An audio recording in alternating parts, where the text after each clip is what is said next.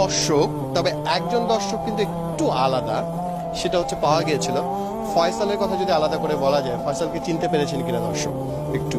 ফয়সাল হচ্ছে সেই মানুষ যিনি চিটাগাংয়ে এক খেলায় টেস্ট চলতেছিল, সম্ভবত সেই ম্যাচটাও টেস্ট ছিল, এবং সে ফয়সাল সাকিব আল হাসানের ভক্ত এবং একটা গোলাপ ফুল নিয়ে সেই সাকিবকে দেওয়ার জন্য দেয়াল টপকে মাঠের ভিতরে ঢুকে গিয়েছিলেন।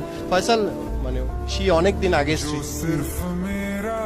ওই তো আসছি ঢাকাতে, মানে খেলা দেখতে।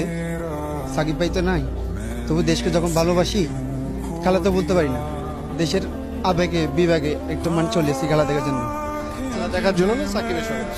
তো সাকিব ভাই তো নাই দেশে, তো আমি চিন্তা করলাম ভাই যখন নাই আর যেগুলো খেলতেছে ওনাদের খেলাটা দেখে ওই মনটা একটু সান্ত্বনা দিই, কিন্তু ভাই তো নাই। কোনো ক্রিকেটারই সব সময় থাকবে না, কিন্তু ওই স্মৃতিটা যদি বলেন যে মাঠে ঢুকে গিয়েছিলেন, ফুল দিতে গিয়েছিলেন,